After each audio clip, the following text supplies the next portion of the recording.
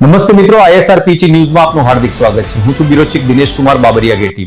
નમસ્કાર દર્શક મિત્રો, નવા વિડીયો સાથે આપ સૌનું હાર્દિક સ્વાગત છે. હું છું સોલંકી દર્શના.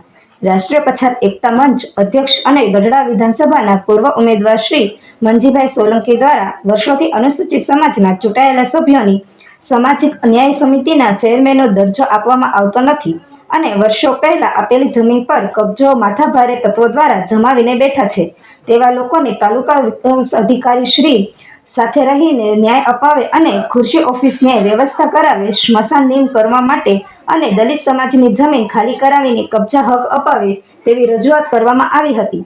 બળદેવભાઈ મકવાણા, મંજીભાઈ સોલંકી, દાનાભાઈ સોલંકી, વિઠ્ઠલભાઈ સાપરિયા, રામજીભાઈ બથવાર, કિશોરભાઈ મકવાણા, દેવજીભાઈ બાળવડા, સોમાભાઈ રાઠોડ, દાનજીભાઈ સોલંકી, કેશુભાઈ મકવાણા, મનુભાઈ ચૌહાણ, રમેશભાઈ પરમાર, કાંતિભાઈ ચૌહાણ, વિપુલભાઈ વાઘેલા, ઇમ્તિયાજભાઈ કુરેશી, સિકંદરભાઈ જોખિયા, ઝાકીરભાઈ સંઘી, નરેન્દ્રભાઈ સોલંકી મળીને અનુસૂચિત સમાજના તેમજ અન્ય સમાજના આગેવાનો દ્વારા બોટાદ તાલુકા વિકાસ અધિકારીને આવેદનપત્ર આપવામાં આવ્યું હતું. અહેવાલ મંજીતભાઈ સોલંકી, બોટાદ. આપણે ચર્ચા થઈ મુજબ જે તે લગત વિભાગના મુદ્દાઓ હશે એ અમે લગત વિભાગને મોકલી આપીશું.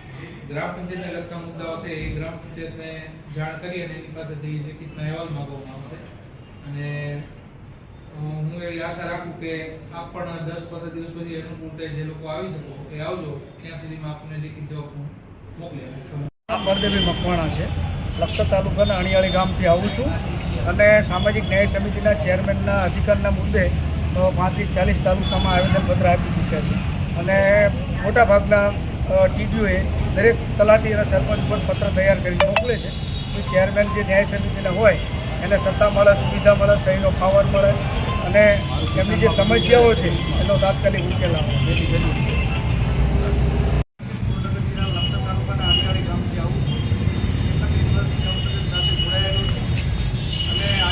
સામાજિક ન્યાય સમિતિના ચેરમેનોના સત્તા મળે, સુવિધા મળે, સત્તાનો પાવર મળે અને એવી ઢેર માંગણીઓ સાથે, ઘણી બધી માંગણીઓ સાથે, દલિતોના મુદ્દા સાથે અમે લોકોએ આજે ટીડીઓ સાહેબને, ગઢવી સાહેબને રજૂઆત કરી છે. અમે બધા સાથે હતા અને સાથે કાપી આપી છે. એની સાથે અમે 2-3 વિધાન રજૂ કર્યા છે.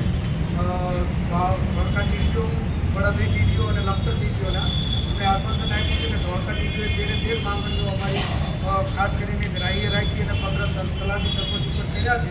એવા જ પત્ર તૈયાર થઈ અને દરેક ગ્રામ પંચાયતના સરપંચ અને તલાટી ઉપર કરવામાં આવે જેથી કરીને અમારા જે ચેરમેનો છે એ સ્વમાન, સન્માન અને સમાજતાની રીતે જીવી શકે એ માટે અમારા પ્રયાસો ચાલુ છે. જય ભીમ, નમો બુદ્ધાય. અને ગઢડા વિધાનસભાના પૂર્વ ઉમેદવાર તરીકે કામગીરી કરી. સાહેબ, જે ગામડાની માત્ર પ્રશ્નો આવે છે માત્ર શેડ્યુલ કાસ્ટના પ્રશ્નો આવે છે. હવે એને સોલ્વ કરવાનો પ્રશ્ન કોનો આવે છે? કઈ જિમ્મેવારી આપ જેવા અધિકારીઓને. નાના માણસની વાતને વાંચા આપતો એક આંદોલનકારી હોય છે જેમાં રીતે અસંખ્ય અરજીઓ અને આવેદનપત્રને આપીએ છીએ છતાં એનું નિરાકરણ આવતું નથી. એનું કારણ કોણ? અધિકારી.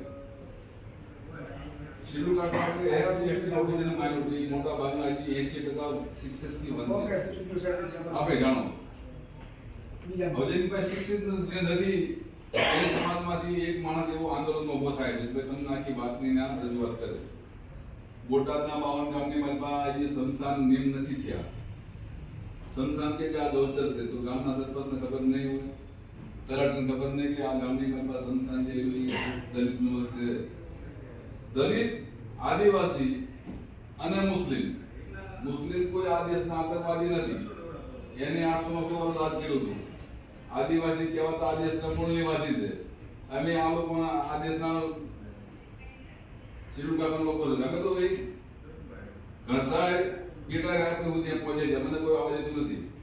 હાઈકોર્ટ, સુપ્રીમ કોર્ટનો આદેશ છે કે ભાઈ કોઈ પ્રતિનિધિ ચાલે નહીં. સરપંચ બેન હોય તેના ઘર પર આવીને આપણે પાસે મીટિંગમાં બેસતા હોય છે. આપણે જિલ્લા પંચાયત તમે જોઈ લો જેટલા ચૂંટાયેલા પ્રતિનિધિ મહિલા છે પણ આવતી નથી અને આવે તો ખાલી ફોટા ફોટો જઈ રહે છે. એવા વ્યક્તિને હરકત આપણને સ્વીકારવા ન જોઈએ. હકીકતમાં જે કોઈ ચૂંટાયેલો પ્રતિનિધિ હોય મતદાન, રક્તદાન, ભૂમિદાન, કન્યાદાન અન્નદાન અને સૌથી મોટું હોય તો મતદાન છે. આ બધું આપી એમાં કોઈ જાતિ ભેદભાવ આવતો નથી. પંચાયતનો ચૂંટાયેલો પ્રતિનિધિ અહીંયા આવવાથી આવતો નથી. હવે બેનને કઈ આવડતું ન હોય તમારી પાસે આવી ફોટા પડે ગયા જાય. અમારી વાત રજૂ કોણ કરે? મારા ગામનો પ્રશ્ન છે, અમારા ગામમાં ચૂંટણી આવે જ નહીં ક્યારે. પહેલી વખત ઓબીસી નામત આવી, અમારા ભાઈ ક્યાં ગયા સરપંચ થયા. તો બહુ ખુશીની વાત છે કે મારા દર્દની હોય ને દિલ્હીમાં તો મારા મોટા ભાઈને ખબર હોય કે દવા ક્યાં કરેલી. એને આઝાદી પછી 1981 સાલમાં પ્લોટ મળ્યા. તે પછી છેલ્લા 5 વર્ષ પછી 17,000 પ્લોટ મળ્યા. એ જમીનનો કબજો આજ સુધી 3 શતાબ્દી થઈ ગયા. એમને ગેરકાનૂની રીતે સસ્પેન્ડ કરાવ્યા. હું લેવા કે શેડ્યુલ કાસ્ટમાં જતો હતો. એ કબજો હજી આપના માધ્યમથી પણ આપણી પાસે હજી પડી છે, ખાલી કરાવી. એટલે આ વસ્તુ જે રહી ને એ ન થવું પડે. કોઈ પણ ફરિયાદી આપણી પાસે આવતો હોય તેની વાતના સાંભળે તો આપણી પાસે પાવર છે.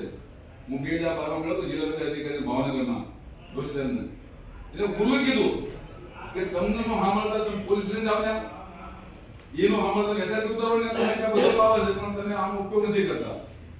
એક ચોક્કસ કોમને ગુજરાતની માલપા ટાર્ગેટ આવ્યા છે એનું કામ કરવું પડશે.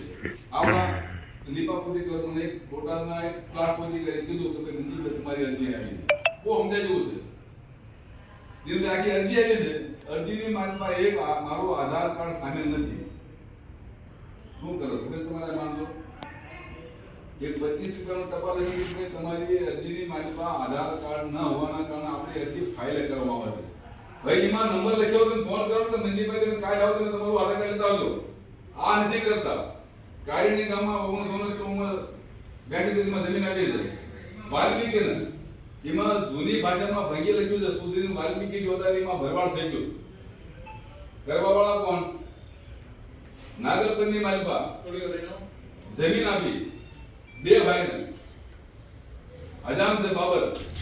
તબ એકના ખાતે જમીન રહી ગઈ અને એકના ખાતામાં જમીન કે કોળીની એન્ટ્રી પડી.